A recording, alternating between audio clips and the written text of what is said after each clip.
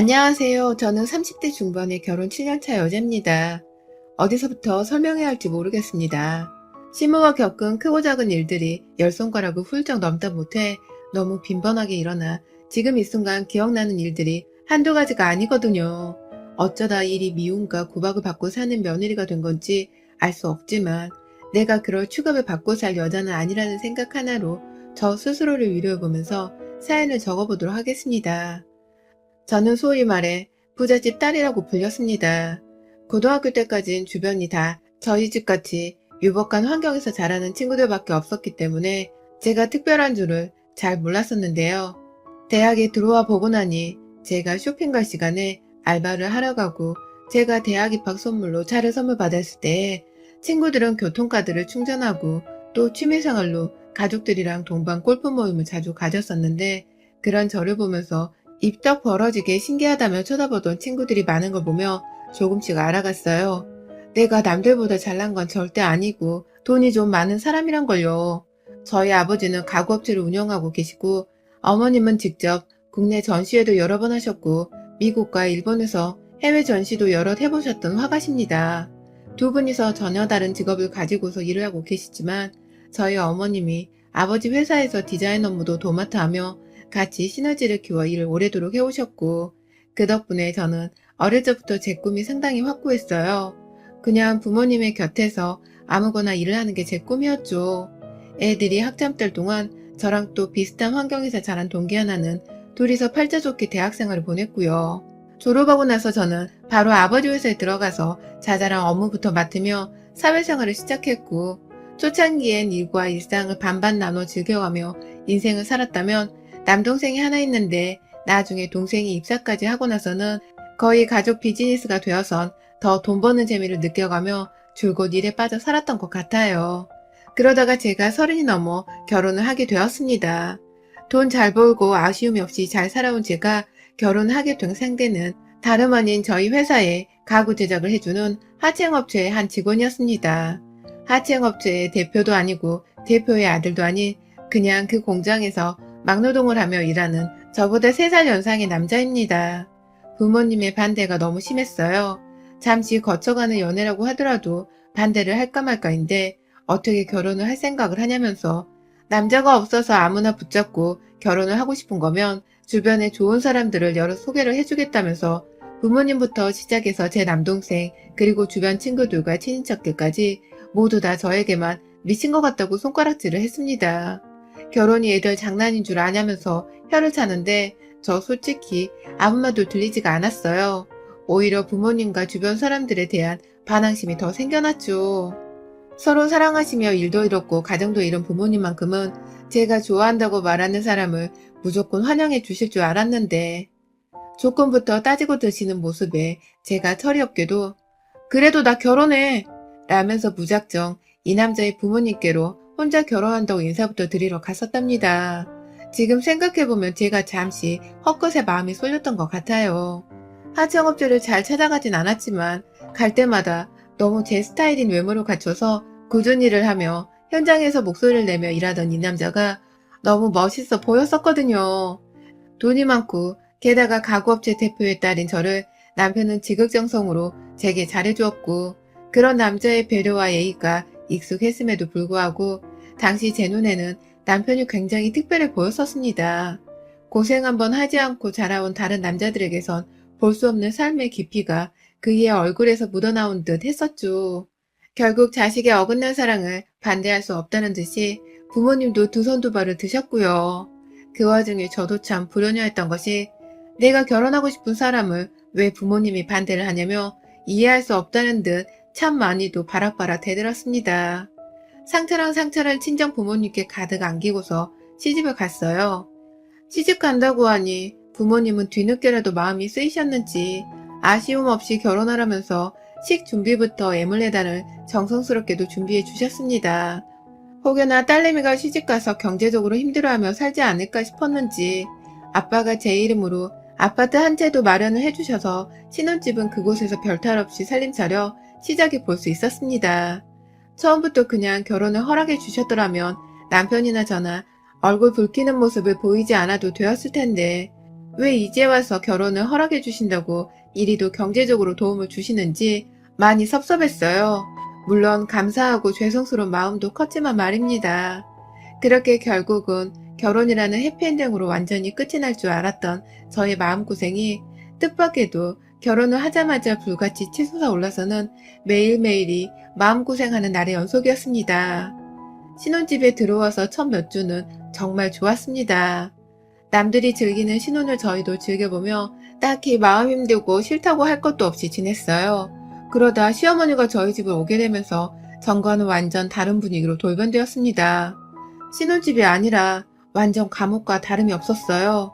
저희 부모님이 마련해주신 제 명의였기 때문에 저는 뭐 이것저것 다 편했습니다. 제 마음대로 제 돈으로 집도 꾸미고 제 집이지만 남편과 사는 저희 신혼집이기도 하니까 남편 얘기 잘 반영해서는 함께 신혼집을 만들어 갔는데 시어머니가 저희 집에 오시고서는 핑크빛으로 꾸며진 거실 풍경에 아이고 세상에 내가 이 꼴 보려고 내 자식을 그리 힘들게 키운 줄 아나? 아무리 부잣집 딸이라고 해도 이렇게 주장이 강하게 집을 꾸며놓으면 어쩌자는 거야. 며느라, 너 정말 내 아들은 하나도 생각을 하지 않는구나. 라고 하시더라고요. 너무 여성적으로 꾸며놓은 집이 아니냐면서 자기 아들의 취향은 전혀 고려를 하지 않은 거냐면서 이기적인 며느리를 보듯이 제게 너무한다고 투정을 부리는데 저도 정말 난감했습니다.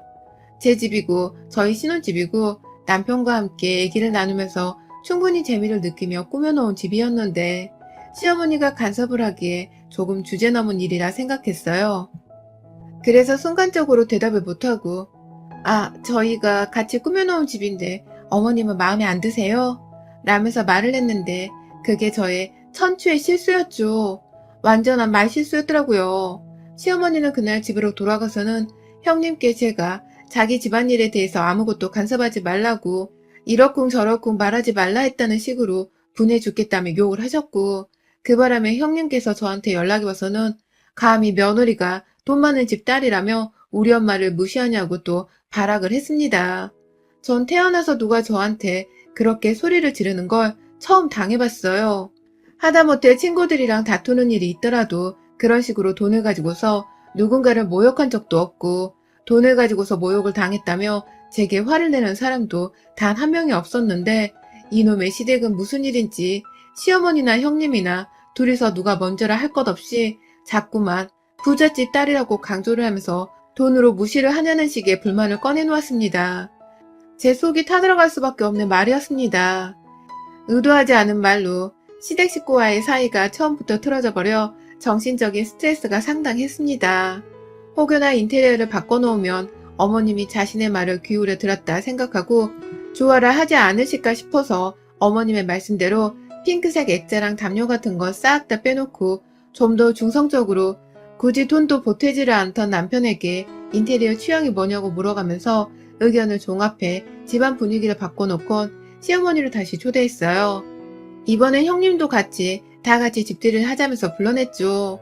그런데 집에 들어온 형님과 어머님은 처음부터 절 혼내기로 작정을 했다는 듯이 뾰루퉁해져서 집 안으로 들어와 놓고는 혼낼 거리가 없어진 집안 꼴을 보고는 당황을 했던지 한동안 애먼 저희 집만 뚫어져라 구경을 하고 돌아다니더니 어머님은 심지어 그렇게 말씀하더군요. 넌 돈이 썩어나마 돌아서 그 사이에 또 집을 이렇게 바꿔놓는다고 돈질하라 한 거니? 넌 네가 잘난 집 딸이란 이유로 내 아들 앞에서 돈으로 생색내는 게 즐겁지? 재밌지? 사람 하나 앞에 두고 무시하느라 짜릿하지. 어디서 못된 것만 내가 배워와서는 내 아들까지 더럽히려 하네.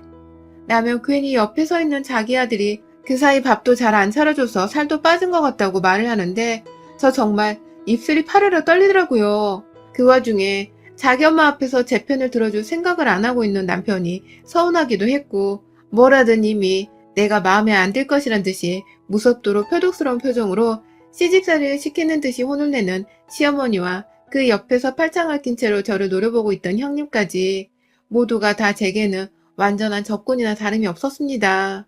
그날 저는 시어머니가 남편을 옆에 꼭 껴두는 바람에 저 혼자 밥 차리고 마지막에 설거지를 하는 것까지 혼자서 다 했어요. 손님들 다 가면 남편이랑 같이 설거지라도 하려 했는데 어머니께서 아가, 넌 아까 밥도 많이 먹는 것 같던데 할 일 없으면 지금 설거지라도 해라. 라면서 다 같이 TV를 보고 있는데 굳이 저보고 설거지를 하라며 부엌에 들어가라 말씀을 하셔서 결국 제 손에 물도 묻혔네요. 내가 뭘 얼마나 대단히 잘못했길래 이리 구박을 받으며 시댁 밥도 차리고 그 그릇들을 설거지까지 해야 하나 싶어 설거지를 하는 내내 오만 생각이 다 들었습니다. 부엌에 설거지를 하면서 볼 수 있는 TV 화면 조그만 게 있어서 그걸로 드라마를 보고 있었는데 부엌에서도 소리가 난다며 따라 들어와서는 제가 TV를 보며 설거지를 하는 걸 본 시어머니는 신문물을 본 듯 흠칫 놀라면서 이내 표정 관리를 하고는 그래 너 설거지도 참 팔자 좋게 하는구나.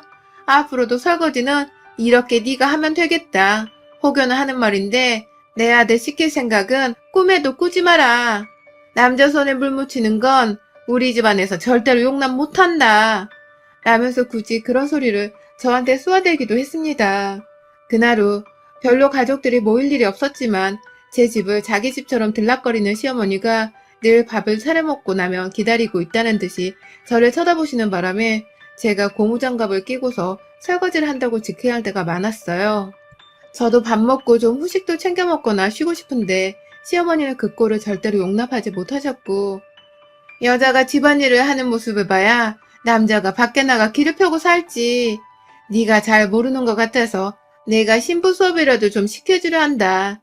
제대로 살림하는 게 익숙해질 때까지 내가 좀 왔다 갔다 하면서 널 살펴볼 참이다. 기분 나쁘게 쳐다봐도 기분 나쁘단 표정 함부로 짓지 말고 네가 인내해라.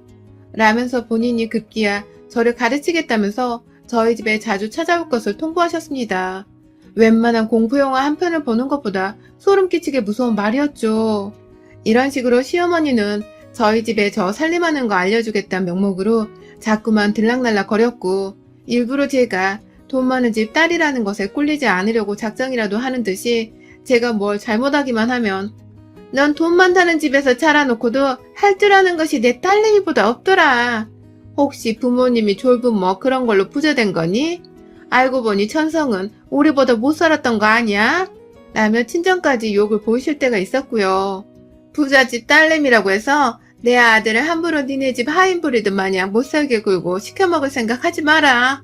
네 서방은 너한테 하늘과 다름없는 존재인 걸 늘 명심하고 살고 일한다고 바쁜 척 그만하고 집에 오면 제깍제깍 밥도 잘 차려놓고 아침에 출근하는 사람 힘들지 않게 아침도 든든히 먹이고 라면서 제가 가족들과 회사 경영도 돕고 여러 가지 업무에 참여를 한다고 머리를 쓰거나 일이 바쁘면 더 바빴지 절대로 남편보다 덜 바쁜 사람이 아니었음에도 불구하고 바쁜 척을 하지 말라더군요. 남편이 하늘이라는 개소리를 하면서 내 부모님이 사주신 집에서 내 돈 들여 산 식기구로 밥을 처먹으면서도 그저 지 아들 목구멍에 들어갈 밥을 차려주라는 걸 잊지 말라는 소리를 하는데 그놈의 밥 타령과 설거지 타령 그리고 부잣집 딸 타령에 헛구역질이 나올 정도였습니다. 남편한테 화가 나서 이혼하자는 소리도 정말 몇 번이고 했어요. 내가 이 꼴 보려고 우리 부모님 마음에 상처 주면서 너랑 결혼한 거 아닌데 왜 당신 엄마가 나한테 그런 소리를 할 때마다 너는 입을 꾹 다물고 있는 거야? 어머님이 맞는 소리를 하기라도 했단 거야?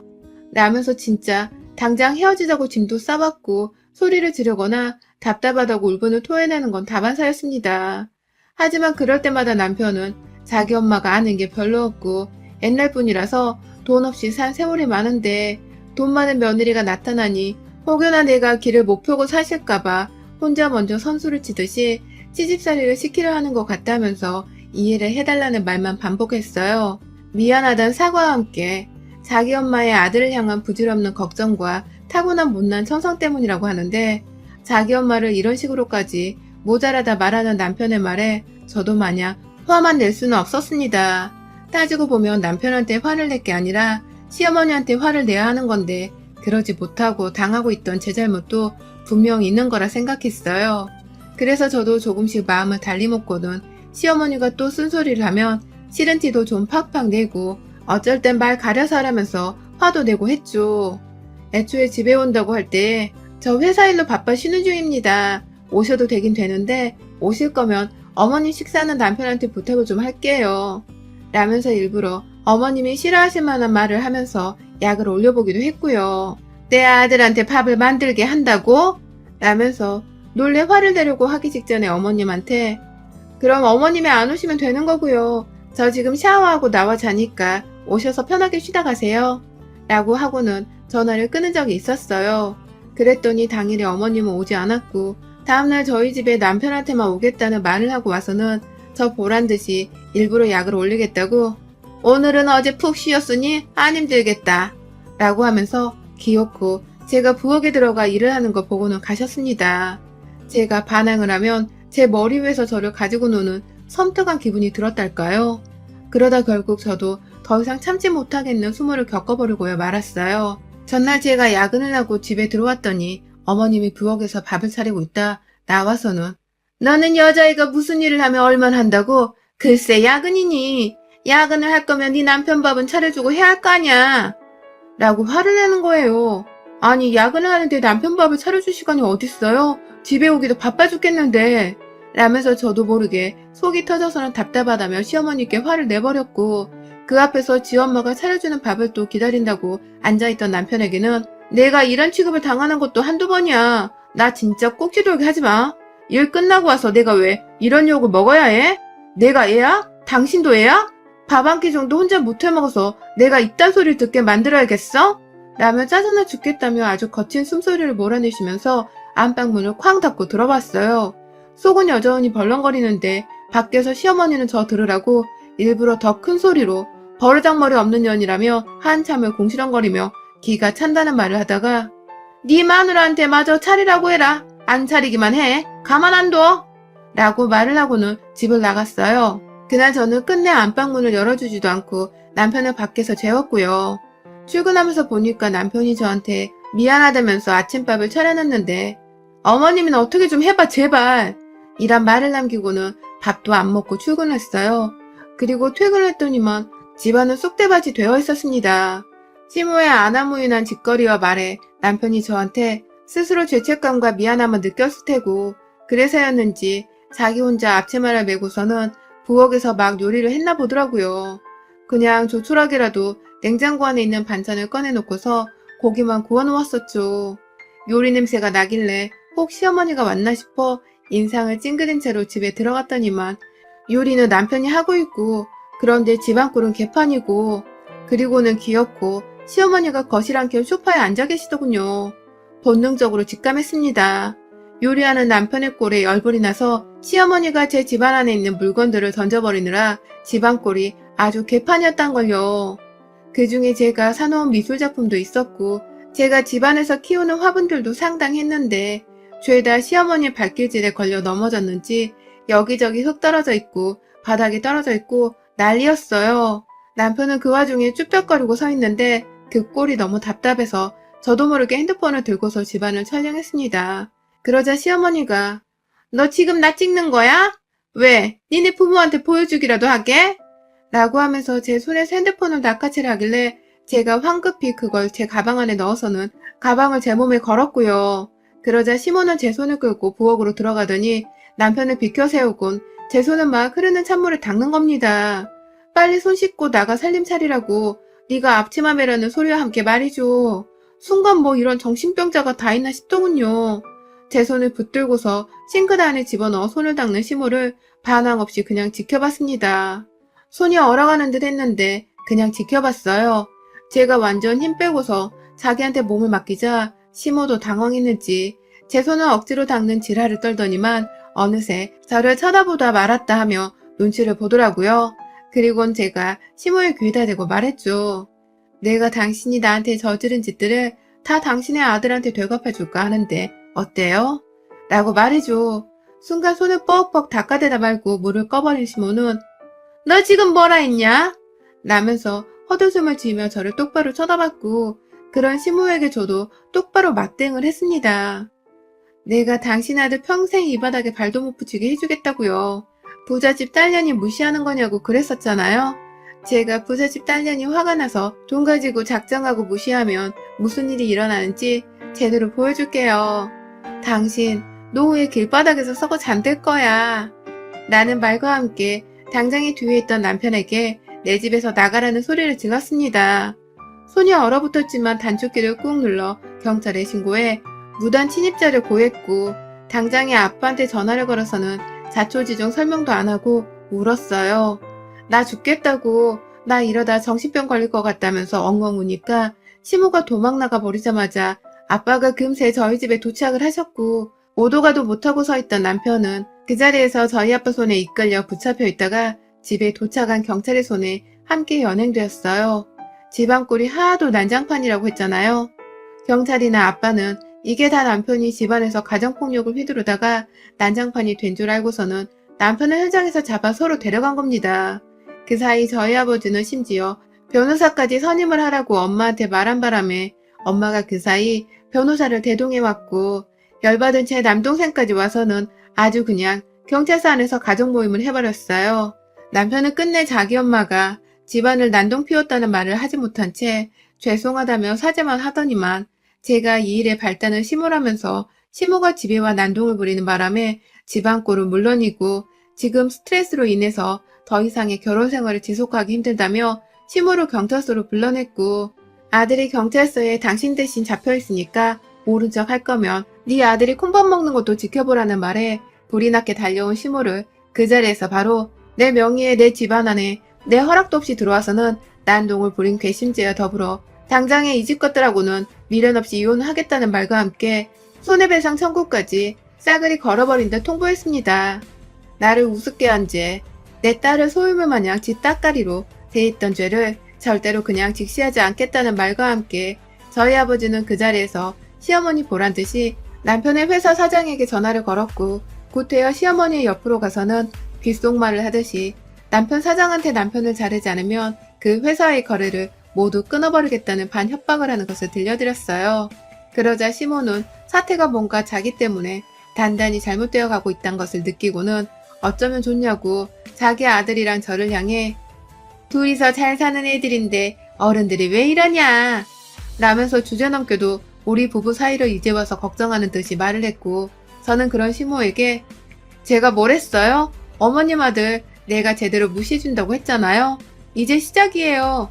라는 말과 함께 비꼬으며 퇴장을 했습니다. 남의 집 난동죄는 아들 집이라며 범죄 성립이 되지 않았지만 그날 제대로 시어머니를 엿먹였으며, 그 후 저는 이혼 소송을 하겠다면서 일부러 집안에서 망가지고 깨지고 손해 입은 물건들에 대한 손해배상 청구를 진행했어요. 정신적 위자료 청구 소송과 함께 미술과 화분값에 손해배상 청구 소송, 그리고 남편을 향한 이혼 소송과 더불어 그간의 고부관계를 방관한 죄로 똑같이 정신적 피해보상 소송을 걸어버렸고요. 확 맘 같아선 형님도 소송을 걸어버리려다가 요즘 얼굴 안 본 지가 좀 오래되어 모른 척 봐주기로 했습니다. 그랬더니 자기한테는 제가 별 불만이 없는 줄로 알았는지 얼마 전 다 죽어가는 목소리로 전화가 와서는 저에게 한 번만 가족들을 용서해달라고 사과를 하대요. 지는 마치 잘못한 것이 없었다는 듯이 말입니다. 그래서 제가 형님께 단단히 일러뒀죠. 너 한 번만 더 나한테 전화하면 너도 소송 걸릴 줄 알아. 내 앞에서 그 역겨운 목소리 들려주지 마. 라고 말이죠. 손 하나 까딱하지 않고서 이것들한테 돈 써서 변호사 선임하고 고소로 강하게 밀어붙이면 얼마나 법으로 걸고 제지시킬 수 있는 게 많은지를 단단히 보여주기로 했습니다. 쥐뿔도 없는 사람한테 한 살이라도 젊었던 내가 잠시 빠졌던 것이 두고두고 수치스러운 한으로 남네요. 그런 순수했던 마음을 오히려 시집살이를 시키면서까지 기를 죽이고 무시하려고만 했던 시댁 식구들과 방관자인 내 남편, 그 대가를 법으로 돈으로 똑똑히 치러줘 버려 합니다. 전 시어머님 말씀대로 부잣집 딸내미니까요. 여러분의 생각은 댓글로 남겨주세요. 오늘도 시청해주셔서 정말 감사합니다.